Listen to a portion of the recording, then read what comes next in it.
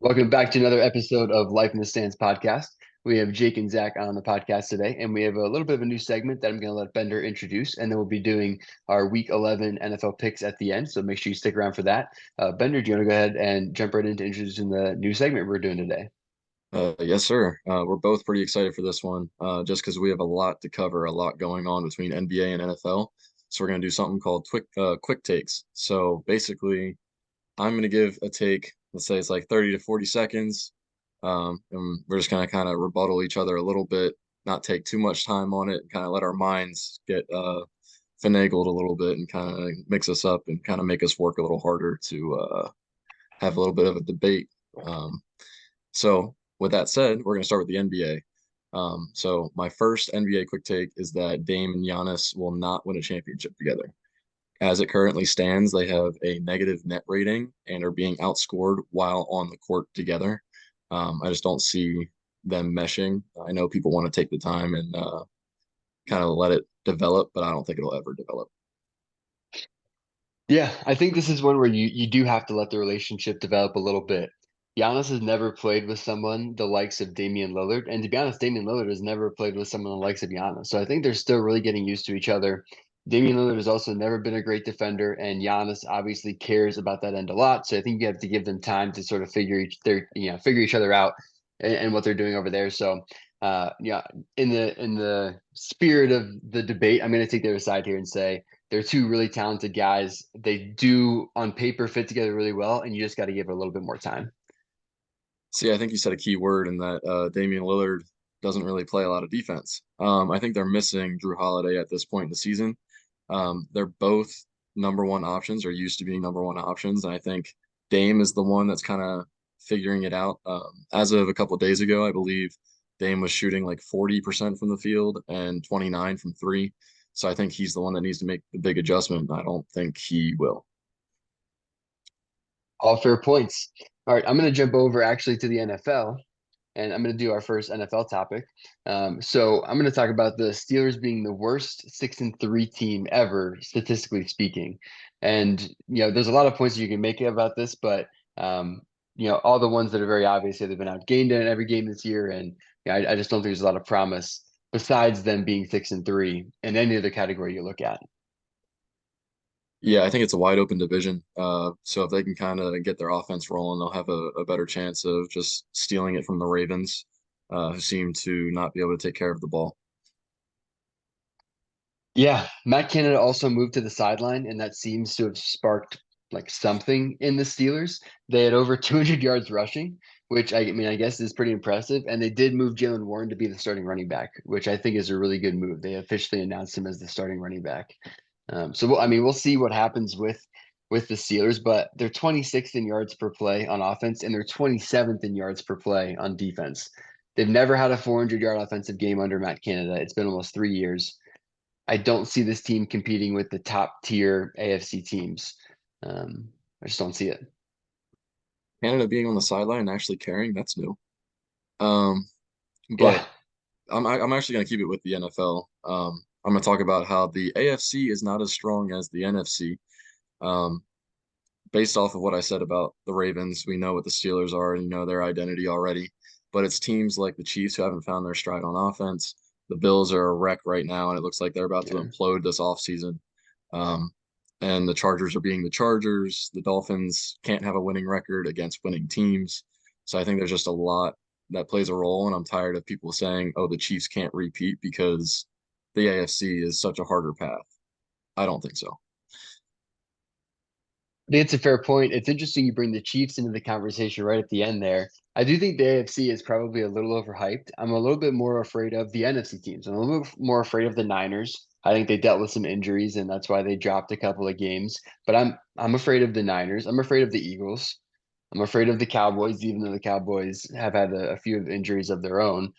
I think the NFC teams are a little scarier and don't have immediately identifiable weaknesses like some of the AFC teams do. Like you mentioned in the previous mention, Dolphins can't win against good teams. Chiefs have, not been the prolific offense they've been in the past, et cetera, et cetera. Yeah, I don't really have much else to say other than look out for the Lions, which we'll get into in a bit. Yes, I did not mention the Lions, but let's jump back over to the NBA now again, Bender. So Okay. I'm going to talk about how the Celtics, I think, made their team worse this offseason. And I know a lot of people are going to immediately say or disagree with that take because you added Drew Holiday, you added Chris Stapps. But I think they gave up a lot to do that, honestly. And I don't think they have near the amount of depth that they had when they were reaching later parts in the postseason these last couple of years. I think they're really going to miss Marcus Smart. I think they're really going to miss Grant Williams. I think they're really going to miss Robert Williams. And you can't downplay the impact that those guys had on the defensive end and the kind of culture that the Celtics brought to the game. And it might not make a difference 20 games into a season or 40 games into a season, but when you're in the second round of the playoffs or like you need moments from those guys. Like I don't like can you name the fifth guy on their bench now? Mm, maybe like a Pritchard or a Cornette or whatever shooter Yeah, they might right. pull off the bench. I mean, maybe, but Cornette honestly was like the seventh or eighth guy at Yeah. this point. So, I mean, yeah, like Pritchard's got to step up. Cornette's got to be there. Yeah, I think the Celtics made their team worse. Yeah. It's interesting you mentioned Marcus Smart. I think Drew Holiday is the upgraded version of Marcus Smart. I said that when the trade initially happened. I'm still sticking with that. And I think it's interesting that you think they got worse. I understand depth in the playoffs is a thing, but I think you still have time to make a bench move at the trade deadline. So there's always that possibility. But through 11 games now, I think they're 9-2. They're first in the East after beating the Sixers last night. Um, without Jaylen Brown, without Kristaps, which is another story. I think you need to be worried about injuries with Kristaps. Um, but I just like they have a better, I think, offensive rating and defensive rating than every team in the league right now. That's without the depth. So that's also playing your starters how many minutes. So I think it goes hand in hand, kind of like just figuring out where that balance is. Yeah, and we'll see as the season goes on because, like I said, it might be hard to tell 20 games in or 40 games in. But all it takes is like one guy to go down with an injury bug, two guys to go down with an injury bug. I'm not wishing that on anyone, but the Celtics just don't have a deep team this year. They are not nearly as deep as they have been in the past. You used to be afraid of their ninth and tenth guy off the bench. You're not afraid of their eighth or maybe even seventh guy off the bench at this point now. Um, so yeah, I just think that they got worse in that regard. Although I would definitely agree that their starting five got better. Like I think if you compare the starting fives, like they have a better starting five for sure. But the Yeah, overall team chemistry, I think is shaken up for sure as well. I can agree with most of that. But let's keep it in the NBA and in the Eastern Conference. There's something I want to bring up, and it's not just because I'm a homer. It's not just because I worked with them for a little bit. Tyrese Halliburton is the best guard in the Eastern Conference. This goes over Donovan Mitchell, Trae Young, Garland, Levine, any of those guys. Tyrese Tyrese Maxey, Maxey, yeah. Drew Holiday, he's who better needs to be than in that conversation now? everyone. Does need to be in that conversation, but I think he's the best guard in the Eastern Conference right now. Last year, he kind of had some injuries that kept him out of some games. So him being the assist leader for a while last year kind of diminished as he got hurt. Um, but as of now, he's averaging about 25 a game, 4 rebounds, about 12 and a half assists a game. And this is on 52% from the field and 44 from three. And it's all about team record as well. I believe they're fourth in seeding right now at 7-4. So I just think people need to give him some more notice. So Yeah, Halliburton has been here a little bit, and I feel like this is the first season he really gets a chance to be like the guy for a full season with a decently talented Pacers roster around him, a little bit more maturity as well. So it's been interesting to see that. I would it's hard to say if he's the best guard in the Eastern Conference. Um, because there is just so much talent in the NBA. The homer in me makes me want to put Tyrese Maxey into that conversation too. He's dropped 50 already this season. So if you talk about the explosiveness and the efficiency that Tyrese Maxey brings to the table, I think it also, warrants a debate there. But either way, happy for both the Tyreses having breakout yeah, seasons. you can have a debate between Maxey and Halliburton. Maxey dropped that 50 on Halliburton and the Pacers, and then the following game, since they played twice in 3 days, Halliburton had a 30 and 15 game in a win against the Sixers.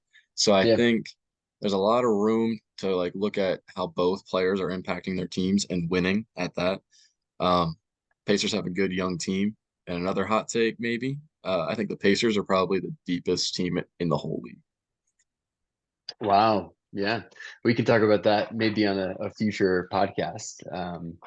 Yeah, Maybe some inside knowledge there coming out a little bit. Let's jump back over to the NFL.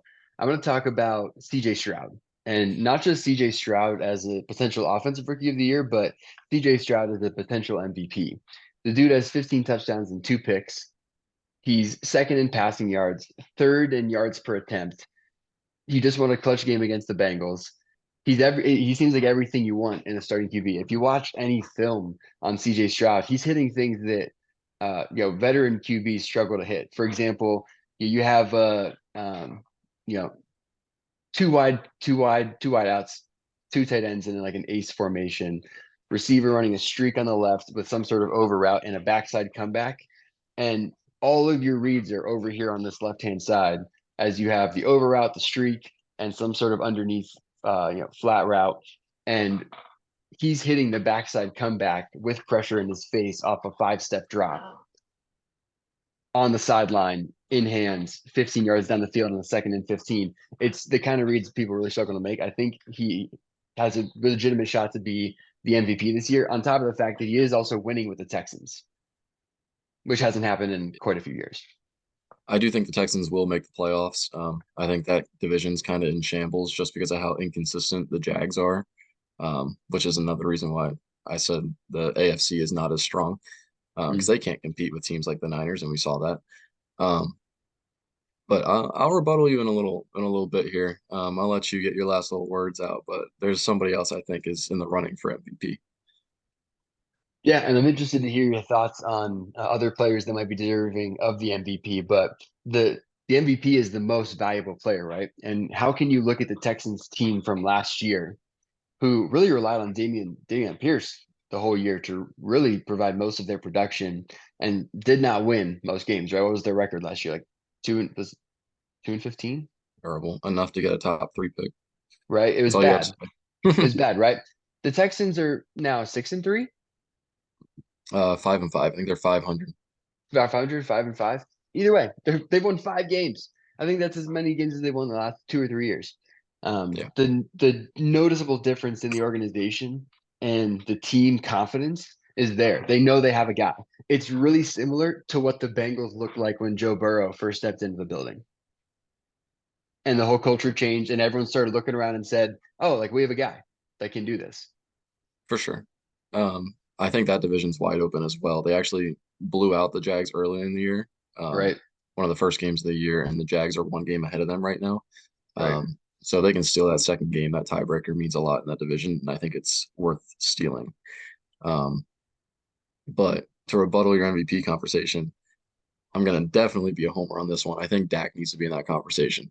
Um, just throughout the last three games, I feel like people are hyping up CJ Stroud, but they always like to hate on anything Cowboys related. So whenever something good happens with the Cowboys, they don't like to talk about it. Of So course not. in the last three games, the totals for the last three games, Dak has thrown for 1,082 yards, 11 touchdowns, and two INTs.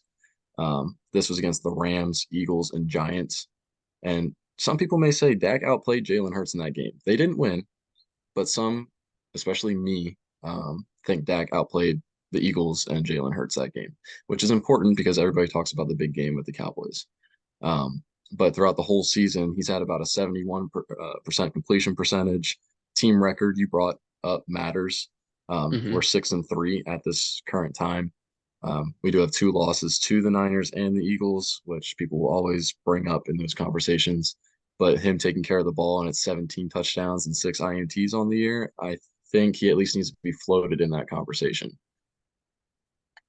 I can see why he definitely should be floated in that conversation. I think the Cowboys have a lot of similarities to the Dolphins, and I would wonder if you'd put someone like Tua in the MVP conversation because can't beat the good teams but have a good solid record. It seems to be pretty similar.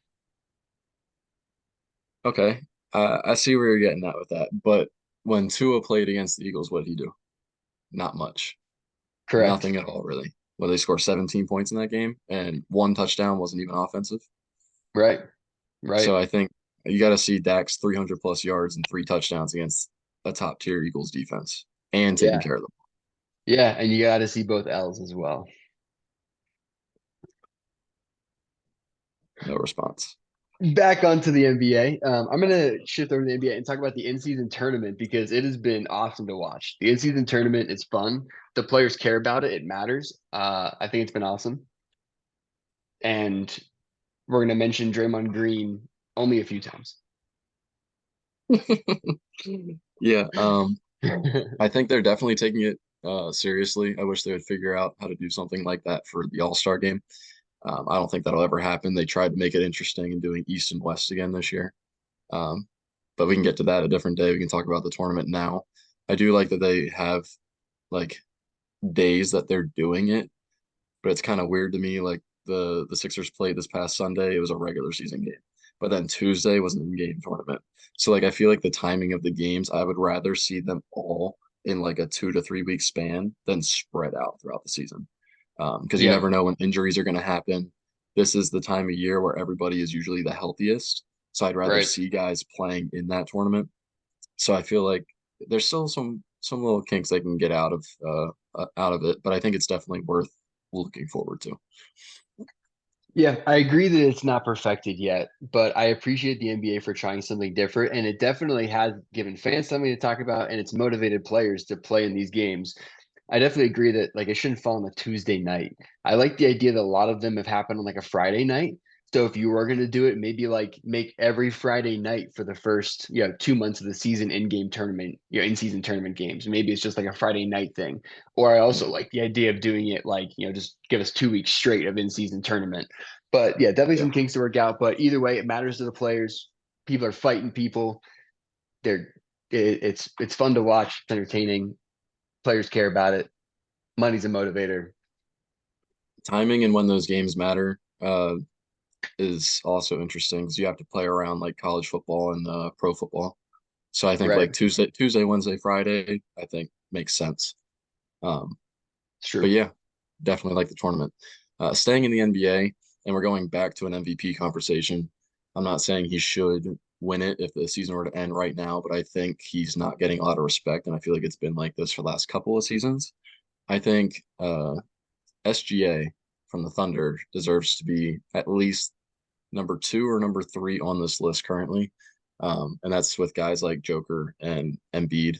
It's always going to be those two up there, I believe, for the next couple of years. But SGA is somebody that I think can kind of like take that throne.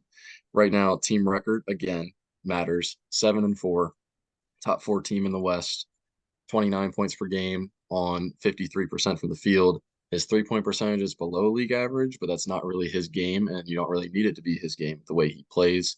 At a 31% clip, 7 rebounds, 6 assists. And then if you look defensively, because they like two-way players in the NBA now for that award, which is why I think Embiid won it last year, 2.6 steals per game. So I think you kind of have to look at the whole output and winning when it comes to SGA. So you make a lot of good points. I mean, SGA is a dog. I agree that he's been probably flying too far under the radar the last couple of years. It's just because the Thunder have been forgotten about in general for the last couple of years because Chet got injured and like some of their picks. Like we're kind of like waiting to see them play again. It feels like it's all coming together a little bit for the Thunder, and they have a competitive squad. It's fun to watch, and SGA should finally get the credit he deserves because the Thunder are going to win a lot of games this year. Yeah, and I feel like they weren't really mentioned because they were a young team Hmm. for the last how many years now. And I believe I agree with what Kendrick Perkins said. I believe it was earlier today about how the OKC Thunder will be exactly like the Kings were last year. Go on a little run, be a top 3, 4 team in the West, at least make some kind of noise, and then figure out um, kind of like where um, they fit in and what they need for the following season just to be able to compete. Um, Yeah. but I do think they're coming a lot sooner than people think. People, I think, were Yeah. giving them like a 3 year timetable to be explosive because they're giving Chet some time, who I believe is the Rookie of the Year winner, in my opinion. Hmm. Um, so I think guys like that and J Dub and all of them are gonna really blow up that team. Yeah, they're looking good. They're looking really Real good. real quick, not to mention all the picks that they have stacked up for a top player eventually. Seriously, seriously. Yeah, I mean they still could make a significant trade. Um, really, really interesting. Okay, let's jump back over to actually let's stay in the NBA. Because speaking of the Thunder and speaking of Chet, I think that Wemby is someone who gets a lot of attention, but I think Chet should be getting just as much. I think he's a player that is feeling a little bit more of a role, whereas Wemby has to like be the guy on the Spurs right now. So I mean, but Chet is incredibly efficient in that role he's playing. He's shooting like 70% true shooting percentage right now, overall. Just an incredibly efficient. Like you said, yeah, it plays into that larger Thunder conversation as a whole. But he's here a lot sooner than people give him credit for, I think. I agree, and I think it's one of those situations where they're considering him a rookie this year just because he didn't play last year. Hmm. And I like to say that that 1 year of just kind of like watching and seeing how the game's played helps you more than you think. That's like watching film for a whole year straight and watching Yeah, practice and figuring out how NBA teams will scheme for a guy like SGA and how you can get open off of that and that kind of stuff. So I think Chet's role needs to be looked at a little bit differently than what Wemby's for is. sure. I think Wemby's output and stat output is because he is the guy. Um, Chet does what he has to do. Wemby does more than he has to do because of what their team looks like.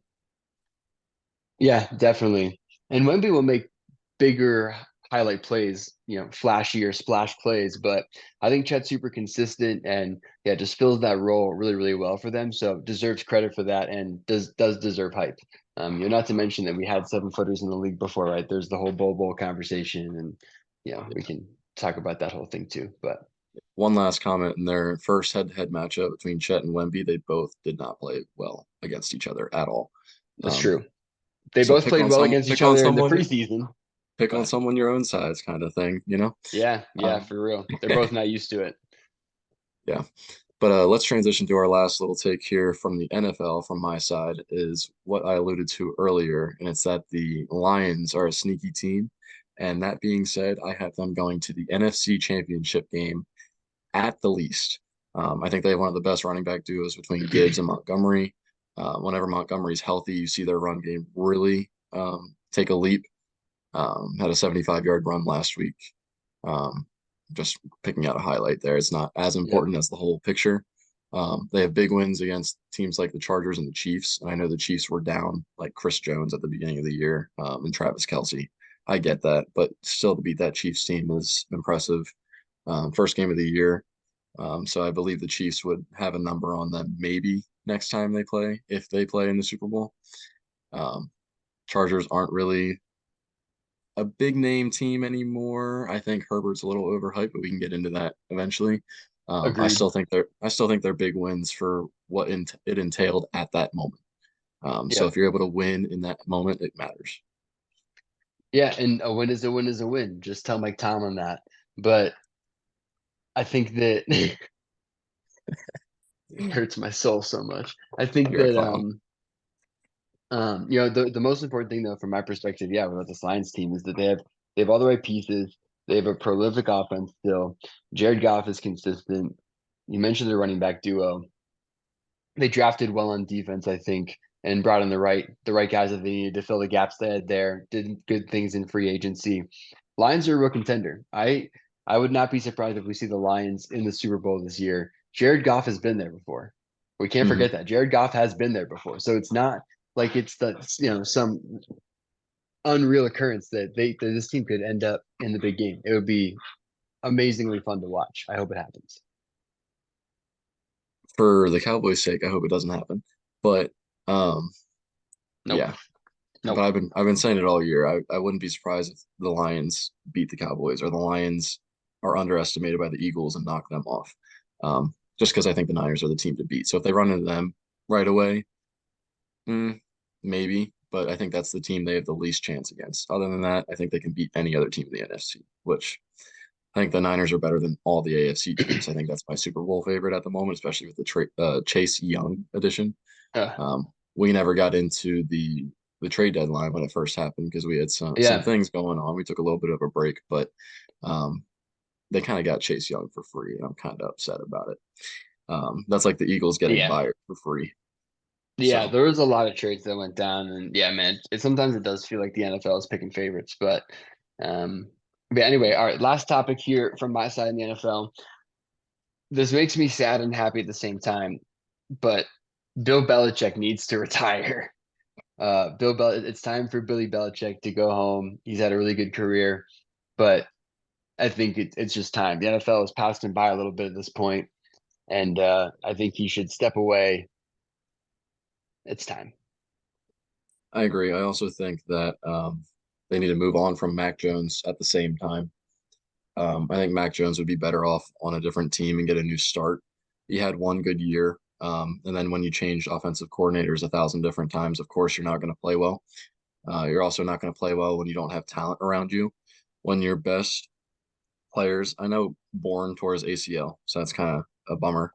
And he was Yeah, playing well to start the year. But when your best players after that, in my opinion, are guys like Mike Gesicki and Hunter Henry, you're not winning games. yeah, and Um, Juju. and Juju, who had a knee problem, and doctors said Yeah, that like his knee could explode at any point in time. Like you're not winning. yeah, Um, it's not good. And you have a defensive coordinator as your offensive coordinator in Matt Patricia. yeah. And I one other comment, I believe Dan Orlovsky on Get Up this morning said about Mac Jones would fit in well with the Browns. Um, I kind Mm, of tend to agree. That means they would have to move on from Deshaun Watson in that big contract. So we'll see if that ever happens. wow. Which I think his career is kind of done for as well. Um, kind of have some little mini takes within this little segment, but um, I believe they should kind of tank and get rid of Belichick and Mac Jones and try and go for Caleb Williams just to get like that really quick head start on a rebuild. Right. Um, but we'll see. Yeah, well, either way, it's all very interesting. We'll see if Bill Belichick decides to move on. But we're going to transition here now into the last part of the podcast. We're going to go over our Week 11 NFL picks. We're just going to jump right into these benders. So it's Thursday. This podcast will be posted right before Thursday Night Football. It'll be Bengals Ravens. Yes, sir. Kyle isn't on the podcast, so we can talk as much shit about Ravens fans as we want. Yeah.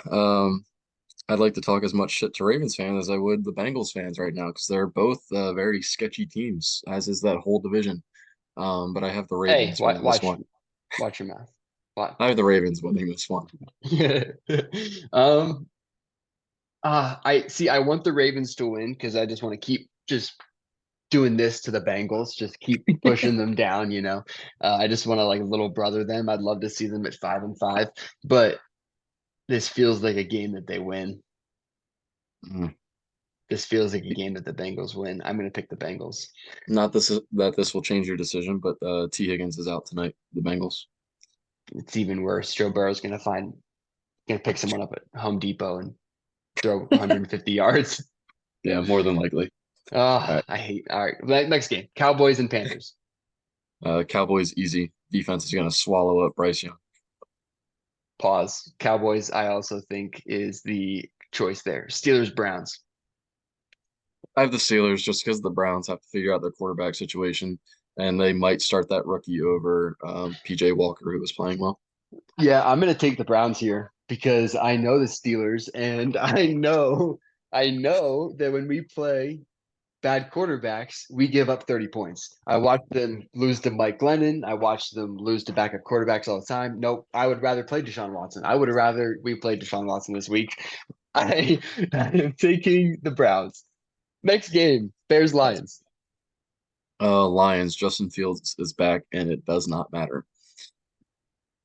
Tragic. Yeah, I think the offense will probably look worse. I had DJ Moore starting. I now have him on the bench.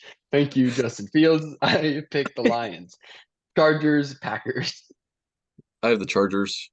Keenan Allen's a little bit banged up, and so is that whole wide receiver core. But Chargers, regardless.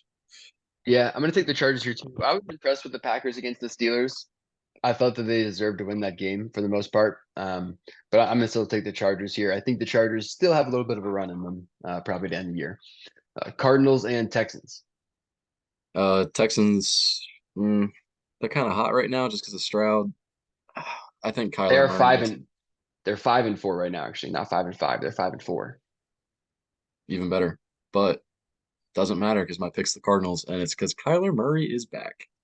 I think Kyler Murray is going to have a decent end to the year because the NFL has not been used is used to him being gone now the last couple of years. And I think he's the kind of player that the NFL takes some time to get used to in terms of preparation for and everything. So yeah, I think that the Cardinals probably look pretty good against the Texans, but CJ Stroud's going to be the MVP, so I'm going to take the Texans. Titans Real Jaguars. quick, Kyler's gonna look good because they're making him watch film. Anyway, I have the Jaguars winning that game against the Titans. Yeah, I have the Jaguars too. They're going to be pissed. Sorry for Titans fans. They wrong Yeah, week to play the Jaguars. yep. Uh, Raiders Dolphins. Um, I like the fight that the Raiders have, but I'm still taking the Dolphins. Coming off a bye week, you have time to prepare for a new coach with the Yeah, Raiders, so I think they're in good hands. yeah. I think they're going to tie because the Raiders are 5-5, so they're not a good team or a bad team, and I think Miami won't know what to do. So I think it's going to end up in a tie game because Okay, it that's the would funniest thing just I've heard be all day. it would be really fitting. So yeah, I say there's no winner. Raiders Dolphins Hmm, okay, take the tie. love that. If you can put money on that, 10%, you can send a life in the stands. Giants Commanders. I have the Commanders. Giants are in shambles. Their season's done. Yeah, Commanders here for me too.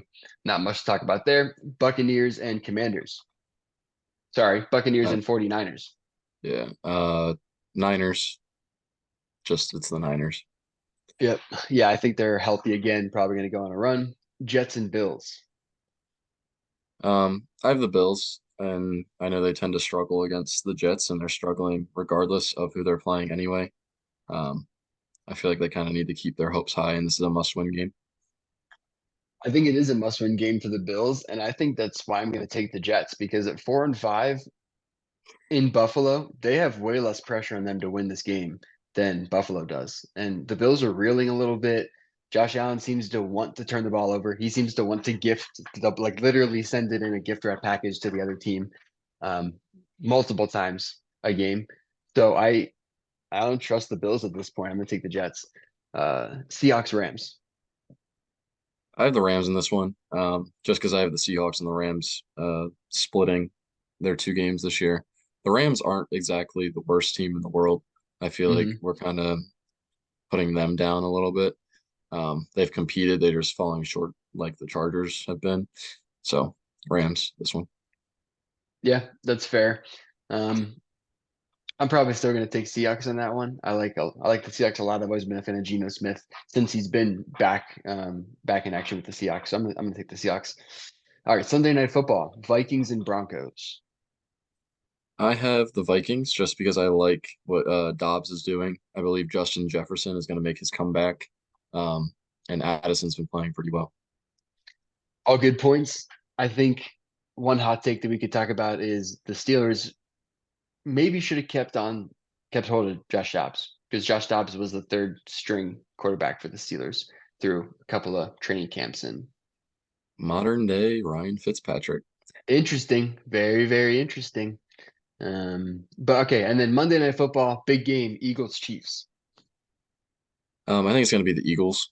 Um, Kind of tough to really choose. I just feel like the Eagles are going to be hungry for that one, getting payback. And I feel like the Yeah, Chiefs aren't really going to take it as seriously as a playoff game. Personally, like they're going to take it seriously just because their offense has been struggling. I just don't think that's the game that they're going to get their offense back and running. yeah, that's a fair point. I think also, it goes into the conversation we had earlier about you believing the NFC is just kind of stronger overall than the AFC at this Hmm. point. So, yeah, the Eagles have a top defense, probably the best defense that the Chiefs have played so far this year. So we'll see how the game goes. It is Monday night, so it feels like Mahomes is going to show out. Nah, I'm probably still going to take Eagles though. I like the Eagles D line and everything they have there. Jordan Davis and Jalen Carter are incredible. So Yeah, that Bayard edition as well. I yeah, think yeah, big time. really benefits them. which I kind of want to get onto that at some point, whether it's on air or not, about how the Titans are gift wrapping Pro Bowlers and All Pro talent to the Eagles. Yeah. It feels like we have quite a few things from this episode that we're going to need to bring up and talk about a little bit more next time. But I guess that's kind of the Yeah, point, is to have to think fast, you know? yeah, which is exactly why our viewers should stay tuned and kind of like keep up with what's going on, just because I feel like we're going to get a lot of branch off. This was a special episode. We did a lot of takes in a short amount of time. Um, we had a lot to cover over the last couple of weeks. We had some vacations and some work stuff going on, but we promise you we'll start pumping out some more podcasts here. So just stay tuned.